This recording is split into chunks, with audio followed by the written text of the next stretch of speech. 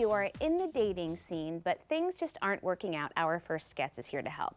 Joining us with some of the biggest mistakes people make in early dating, we welcome back licensed professional counselor and author of Big Dating Energy, our friend Jeff Guenther, aka Therapy Jeff. Always so nice to see you. Good to see you too. There are a lot of hurdles to overcome in early dating. I know, it's really hard out there. Are people kind of blowing through some red flags and other such things to force a connection sometimes? Yeah, I get it. You just want to kind of get through the dating process, True. the early dating process sometimes, but I think we need to slow it down and have a little bit of fun with it. True. Okay, well, let's talk about this first topic, confusing that chemistry with compatibility. That can be really tough to decipher. It is, and we love chemistry. It's that sort of like the sparkiness, the magic, the butterflies. You're supposed to feel some chemistry on like the first or second date, and a lot of times that can inform you to go on another date, or maybe even do a kiss, but like that's it. It doesn't mean that you're gonna have like long-term compatibility here.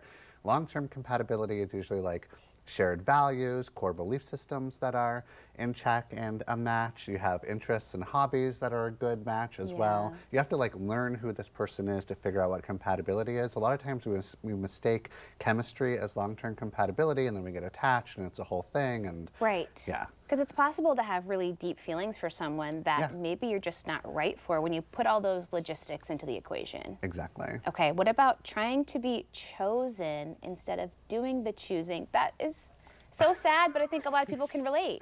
We can, because we all want to be chosen, don't we? It usually goes back to our parents, like we feel like maybe we weren't chosen or competing with our sibling to be chosen. So of course we go on these dates and we want to feel chosen. And a lot of times when you really want to feel chosen, you're thinking like, am I attractive enough? Am I funny enough? Am I being smart enough?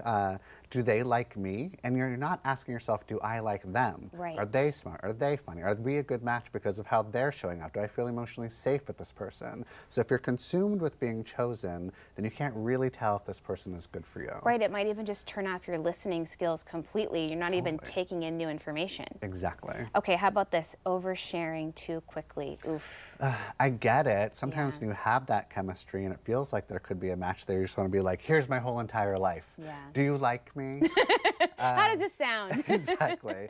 But you probably know this. You should really think about it, and you have to like develop trust with that person to see if they can hold emotional space for you. Let it unfold organically, and then you start to like talk to them about who you really are. If you just dump all of your trauma on them or your whole life story, it starts to create this sort of like false sense of intimacy that can really mess with you. Well, and I think if you put yourself on the other person's shoes, right, and maybe some people have experienced this too, it's kind of an odd sensation of, whoa, whoa, whoa, I don't know you that well, and this seems well-intentioned, but I'm not sure what to do with this now. Exactly. So oftentimes it falls as like a turnoff. Yeah. Okay.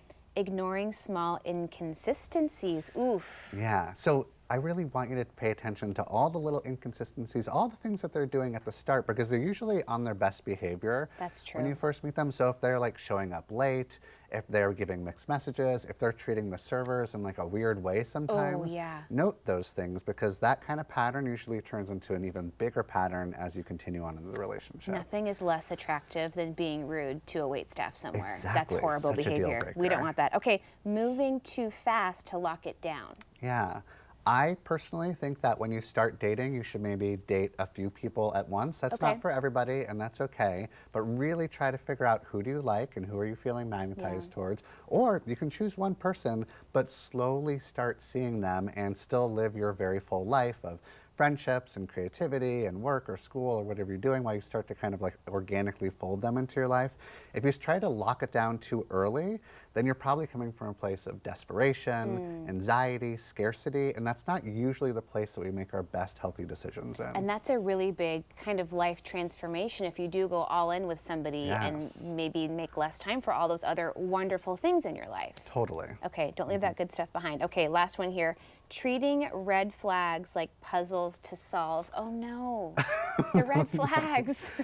First of all, that is my job. I'm a therapist. Allow me to do my job. I want to stay employed. That's not what you should be doing. But I get it. It's like, oh, there's these little tiny red flags, and maybe I shouldn't take them very seriously. And actually, I can fix them and make them better. And that's really, it creates a really weird dynamic where like you become their caretaker or their therapist or their mommy or daddy in the Yeah. relationship, and that is a turn off. Nobody likes that. You resent each other. It's not a good thing. It's that old thing where when someone shows you who they are, you can just believe them. Trust it. You don't have to do all the extra work beyond that. Well, this is all good stuff. Thank you so much for stopping by. Good luck out there. Seriously. Okay. Jeff's book again is Big Dating Energy. For more information about Jeff, just head to our website at katu.com and we will link you there. We'll be right back with more Afternoon Live right after this.